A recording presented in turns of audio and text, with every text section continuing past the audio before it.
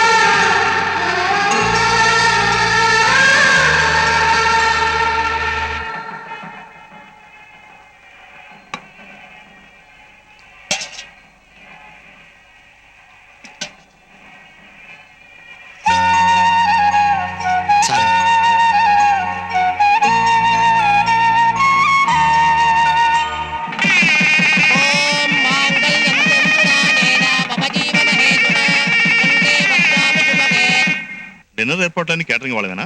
అవునయ్య, ఆ విషయాలని పెద్దమావయ్య. చూసుకుంటారు. ఈమె మా వారి చెల్లెలు. మా పెళ్లి జరిగినప్పుడు అమెరికాలో ఉంది. మీకు పరిచయం చేద్దామని తీసుకొచ్చాను. ఓ ఈయన మా పెద్ద మావయ్య, డాక్టర్. నమస్కారం అండి. నమస్కారం. ఈయన మా చిన్న మావయ్య, ఇంజనీర్. నమస్కారం అండి. నమస్కారం. రే బాను, ఈ అమ్మాయి మన మాధవి ఆడపడుచు. కూల్ డ్రింక్స్ మీరు మాట్లాడుతుండండి. అవునదినా, ఈయనెవరో పరిచయం చేయలేదే? పరిచయం చేయడానికి గొప్ప స్టేటస్ ఉన్న విఐపి ఏం కాదులే.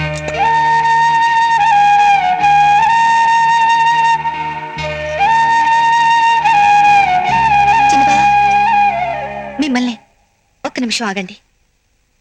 దుర్గా, వాణి, ఒకసారి ఇలా రండి. కమ్మానేసే. ఏంటే స్వప్న? మీకు ముఖ్యమైన విఐపిని పరిచయం చేస్తానన్నాం కదా. ఈయనే భానుప్రసాద్ గారు, మా చిన్నబావ. నమస్కారం అండి. చూడ్డానికి చాలా సింపుల్ గా ఉన్నారని మామూలు మనిషి అనుకోకండి. మాటల్లో చెప్పలేని గొప్ప మనిషి. మనం ఎవరికైనా చిల్లర భిక్షంగా వేస్తాం, లేదా అన్నం భిక్షంగా వేస్తాం. కానీ ఈయన ఎంతో మందికి తన జీవితాన్ని భిక్షంగా వేశారు. ఈయన వేసిన భిక్షంతో బతుకుతున్న వాళ్ళందరూ ఆ కృతజ్ఞతని మర్చిపోయారు. కానీ ఈయన మాత్రం అలాంటి వాళ్ళ గురించి పట్టించుకుని గొప్ప వ్యక్తిత్వం ఉన్న మనిషి.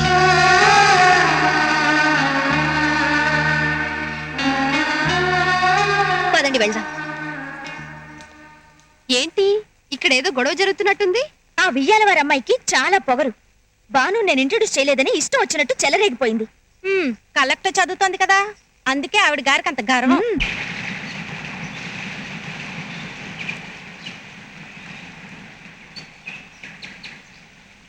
ఏదో ముఖ్యమైన విషయం మాట్లాడాలన్నారు. వచ్చినప్పటి నుంచి అలా మౌనంగా ఉండిపోయారేంటండి? ఒకటి కాదు, 2 ముఖ్యమైన విషయాలు మాట్లాడాలి. నెంబర్ 1, ఇక నుంచి మీరు నన్ను ఆంటీకి ఇంటి అని పిలవకూడదు, నువ్వనే పిలవాలి. ఇంకోటి, అది ఎలా మొదలెట్టాలో తెలియడం లేదు. ఇప్పుడు ఎలా చెప్పారో అలాగే టక్కని చెప్పండి. నన్ను పెళ్లి చేసుకుంటారా? నేను నిజంగానే అడుగుతున్నాను. మీరంటే నాకెంతో ఇష్టం. అందుకే మీతో కలిసి జీవితం పంచుకోవాలని నిర్ణయించుకున్నాను.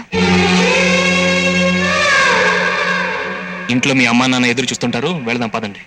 నేను అడిగిన దానికి సమాధానం చెప్పనే లేదు. జరగని విషయాల గురించి మాట్లాడడం అనవసరం. ఎందుకు జరగదు? చదువుకుని డిగ్రీలు తీసుకున్న మీరెక్కడ, చదువులేని వేలుముద్రగాడి నేనెక్కడ?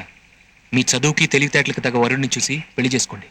చదువు డిగ్రీలను చూసి ఇంపార్టెన్స్ ఇవ్వడానికి ప్రేమ అనేది ఎంప్లాయ్మెంట్ ఎక్స్చేంజ్ కాదండి. అది మనసును చూసి పుడుతుంది. మనసును బట్టి చూస్తే మీరు 1000 మంది డిగ్రీలున్న వాళ్ళకి సమానం. ఇష్టం లేని చదువుకున్న వాడితో కాపురం చేయడం కంటే ఇష్టమైన చదువు లేని వాడితో జీవితాన్ని పంచుకోవడం ఎంతో మేలు. మీలా మాట్లాడడం నాకు చేత కాదండి. కానీ మీకు నేను ఏ విధంగా చూసినా సరైన జోడి కాదని మాత్రం చెప్పగలను. నన్ను క్షమించండి. ఇదే మీ సమాధానమా? అవునండి. కాదు, మీ మనసులో వేరే ఏదో కారణం ఉంది. దాన్ని దాస్తున్నారు. నా మనసులో ఏమీ లేదు. ఉన్నా దాచిపెట్టాల్సిన అవసరం నాకు లేదు.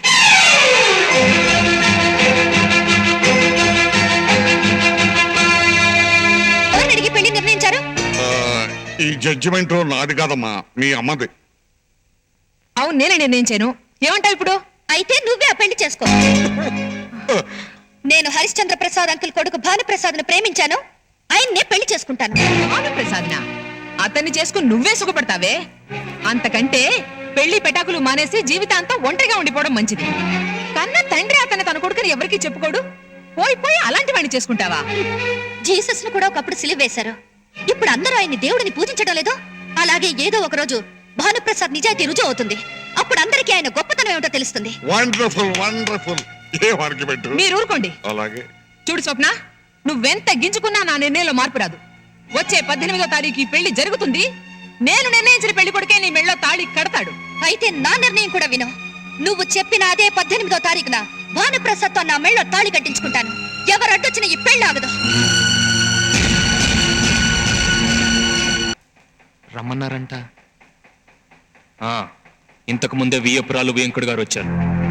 మీ భానుప్రసాద్కి చదువు లేదు, ఉద్యోగం లేదు, కనీసం ఓ వ్యాపారం కూడా లేదు.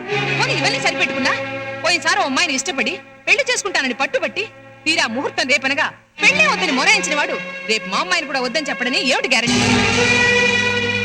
మేం ఖాయం చేసిన పెళ్లి కొడుకు చదువుకున్నవాడు, మా స్వప్నకి అన్ని విధాలా తగినవాడు. మా అమ్మాయి గురించి మాకు బెంగలేదు. దాన్ని మేము అదుపులో ఉంచుకోగలం. మా భయం అంతా మీ అబ్బాయి భానుప్రసాద్ గురించి.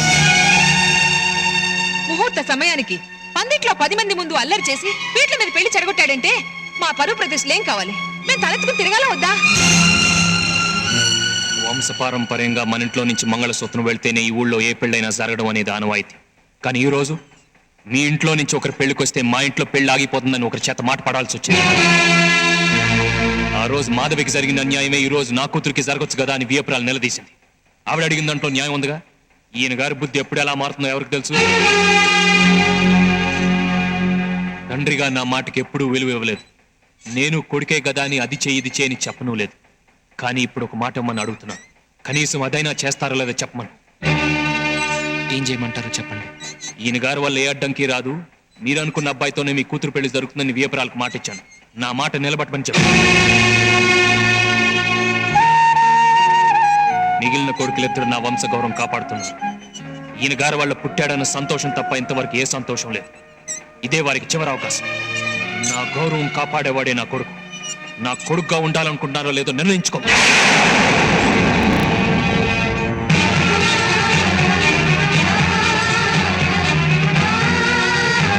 నా మెళ్ళో పసుపుతాడా ఉడతాడా మీరే నిర్ణయించండి.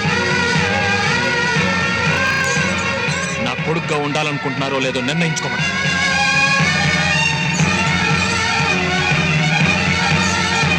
నా మెళ్ళో పసుపుతాడా ఉడతాడా?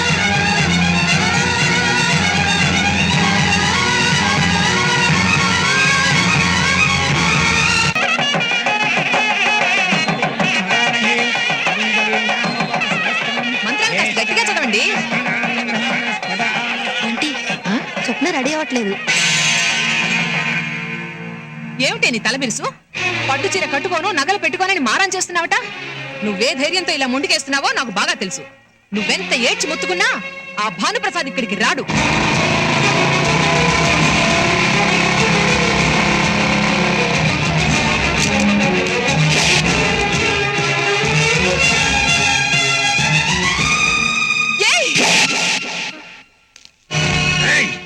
ఆడి కాళ్ళు చేతులు ఎరగొట్టండి రా.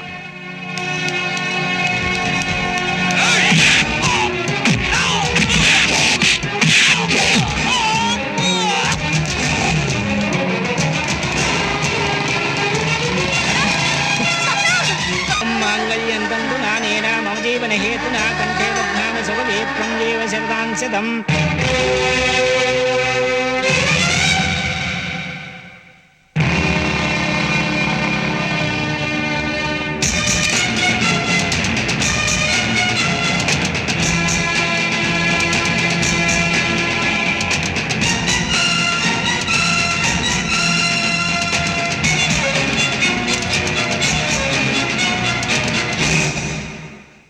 అక్షంతలతో ఆశీర్వదించి పసుపుతో పచ్చగా ఉండాల్సిన మీ చేతులు ఎత్తురుతో తడిసిపోకూడదు.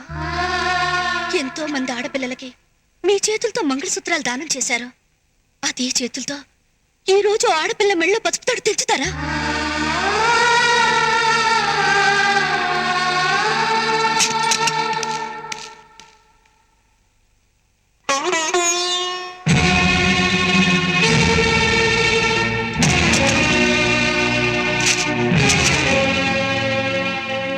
తీసుకెళ్ళు. ఈ రోజు నుంచి ఇంటికి వాడికి ఎటువంటి సంబంధం లేదు. ఇక మీద వాడిని ఎవరి కన్నెత్తు చూడకూడదు, పన్నెత్తు మాట్లాడకూడదు. నా మాట ఎవరు జవదాటినా ఇంట్లో అడుగు పెట్టడానికి వీలేదు. కన్న తండ్రి మాట లెక్క చేయని వాడు ఒక పనికిమాలినాడు. వాడు నమ్మి తాలి కట్టించుకున్న ఆ పిల్ల ఒక పనికిమాలి. ఇద్దరు కలిసి ఏం వదిలేస్తారో నేను చూస్తాను. వెళ్ళండి, ఎక్కడికైనా వెళ్ళి దిక్కుమాలి బతు బతకండి. వెళ్ళండి.